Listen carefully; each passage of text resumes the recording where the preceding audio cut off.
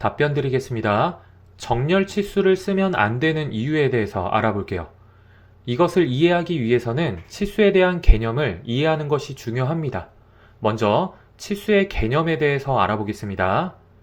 치수는 객체의 크기나 위치를 표시를 하는 요소입니다.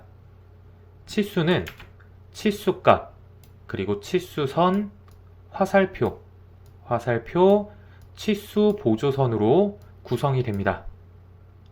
이 치수 보조선은 정확하게 객체의 끝점에서 그려지고 정확하게 90도의 방향으로 치수 보조선이 그려지게 됩니다. 이번에는 치수의 종류에 대해서 알아보겠습니다. 객체의 형태에 따라서 다양한 종류의 치수를 기입을 하게 되는데요. 먼저 이 선형 치수는 객체의 수평 또는 수직 또는 그리고 이 객체들의 위치를 표시를 할 때 선형 치수를 기입을 합니다. 그리고 정렬 치수는 이렇게 기울어져 있는 객체의 크기를 표시를 할 때 정렬 치수를 기입을 합니다.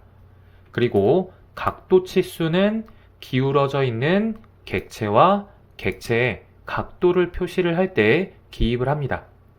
치수의 종류는 이 정도까지만 하고 넘어갈게요. 그렇다면 우리가 치수를 기입하는 목적은 무엇일까요?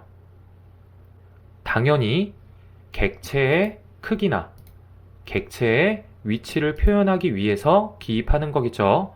그렇다면 아래쪽에 있는 이 객체들을 보겠습니다.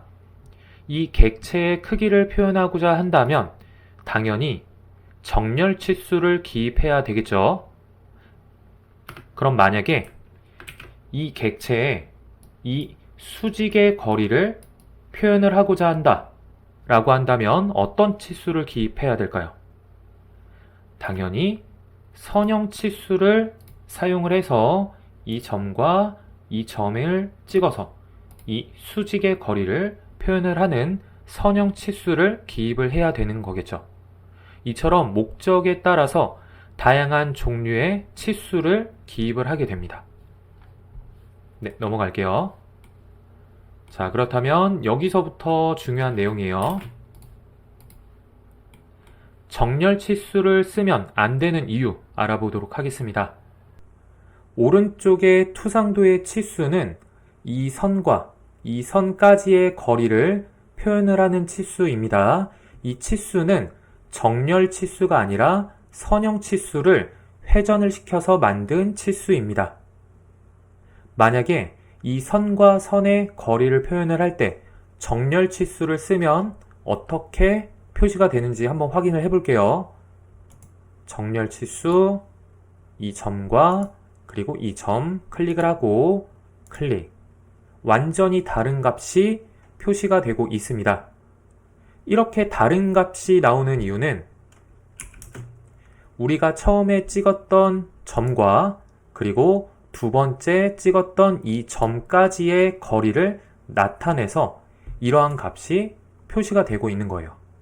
그렇다면 우리가 원하는 것은 이 선과 이 선까지의 거리를 치수로 표현을 하는 거겠죠.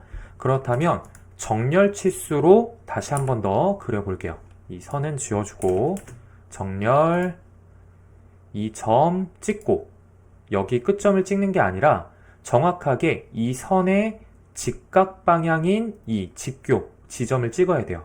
Shift 마우스 오른쪽 버튼, 직교 지점을 클릭을 하게 되면 정확하게 이 선과 이 선의 그 거리를 표현을 할 수가 있습니다.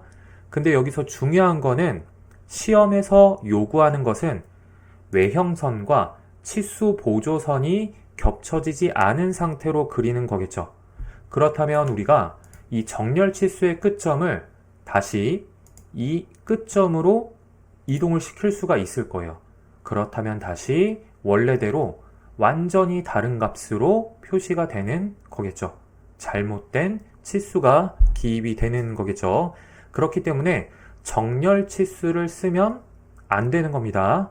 그래서 여기 부분은 정렬 치수를 쓰는 게 아니라 선형 치수를 그려줘야 돼요. 선형, 점과 점을 찍고 그 다음에 옵션을 보게 되면 회전, R, 스페이스, 각도는 모르니까 기울어져 있는 선을 그냥 클릭을 해주시면 돼요.